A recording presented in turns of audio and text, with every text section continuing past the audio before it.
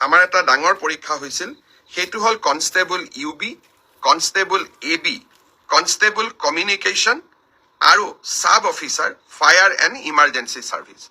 কনষ্টেবলৰ UBত পোষ্ট আছিল 1760টা, কনষ্টেবল ABত পোষ্ট আছিল 2301টা, কনষ্টেবল কমিউনিকেশ্যনত পোষ্ট আছিল 466টা আৰু সাব অফিচাৰ ফায়াৰ ছাৰ্ভিচত পোষ্ট আছিল মাত্ৰ এটা।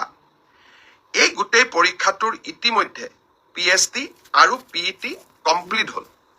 এই পৰীক্ষাটোৰ যিসকলে PST PETত কোন পাছ কৰিলে, ইয়াৰে ৰিজাল্ট অসম আৰক্ষীয়ে 12 মাৰ্চ তাৰিখে ঘোষণা কৰিব। অৰ্থাৎ কনষ্টেবল UB AB পৰীক্ষাৰ প্ৰথম ৰিজাল্ট 12 মাৰ্চ তাৰিখে প্ৰকাশিত হ'ব। ইয়াৰ পিছত আপোনালোকে নিজেও জানে যে এটা লিখিত পৰীক্ষাত আমি অৱতীৰ্ণ হ'ব লাগিব।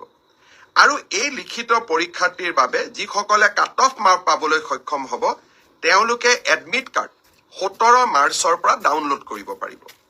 আৰু finally AB UB written test 23 মাৰ্চত অনুষ্ঠিত হ'ব।